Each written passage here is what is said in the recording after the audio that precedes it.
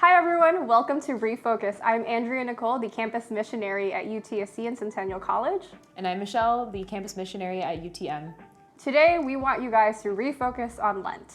So, 3 years ago now, a bunch of friends and I did Exodus 90. Yes, I know Exodus 90 is for guys. Don't come at me, okay?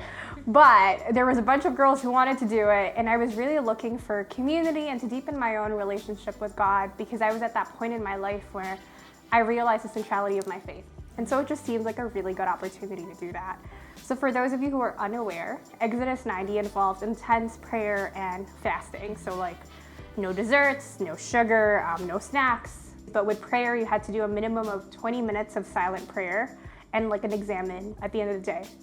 And when I look back at that season in my life, I realized how much it helped me grow in my prayer life. Like it provided the foundation for me to start praying in the morning, which I was not doing before. Exodus 90 helped me grow in prayer and grow in my relationship with God and to realize the value of community and fasting. And we did Exodus 90 around Lent. So as Michelle and I settle into our ministries and as Lent approaches, we thought it would be a really good idea to invite our chaplaincies, so UTSC and UTM, to do a Lenten challenge with us. We are presenting this challenge to you, but maybe you should understand, what is Lent about? Why do we do certain practices during Lent? So Lent recalls the time when Jesus goes into the desert for 40 days. And this is a time for us to purify ourselves, to cut away things that are drawing us away from God and things that lead us into sin.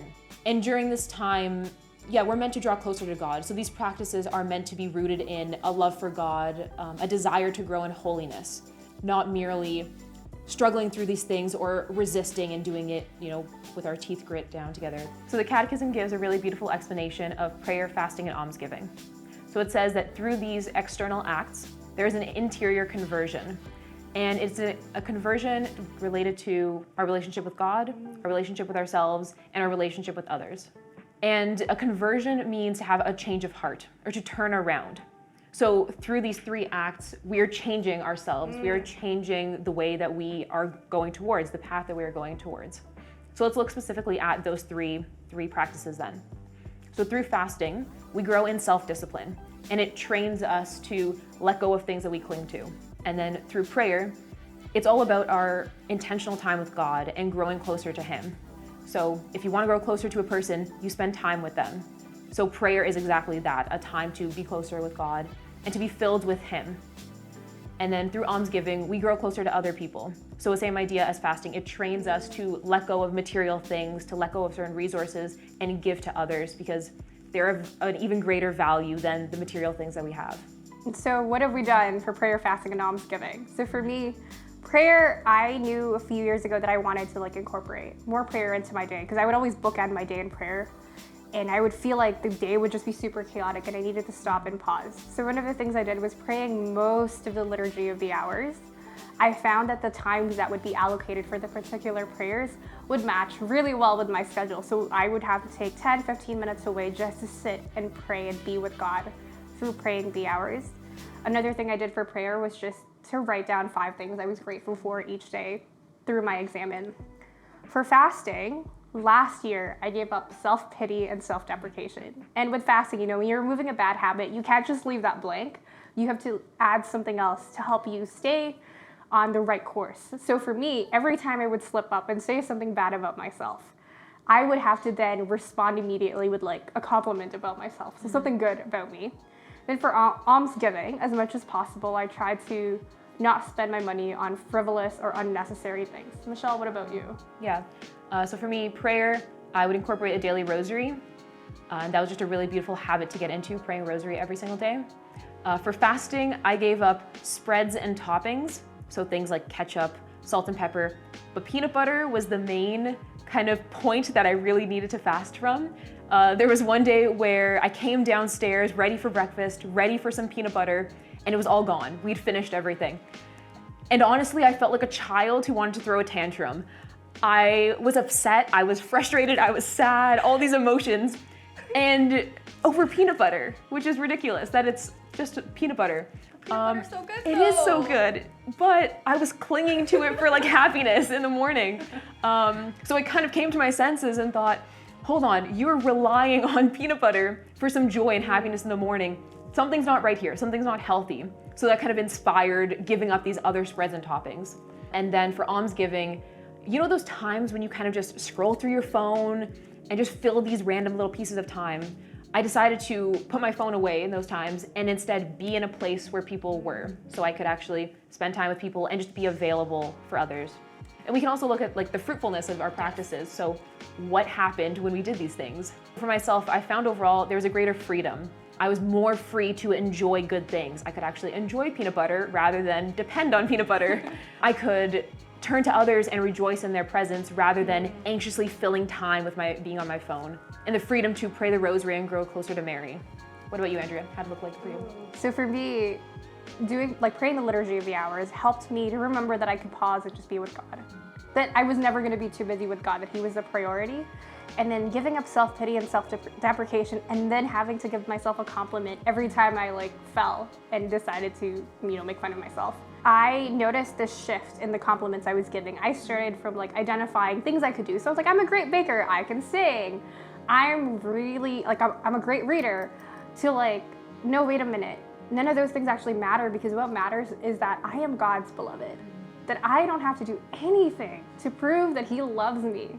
And I needed to find my worth in that. So having gone through all this preamble to explain the importance of Lent, let's jump into the challenge. Here is the motivation behind the challenge.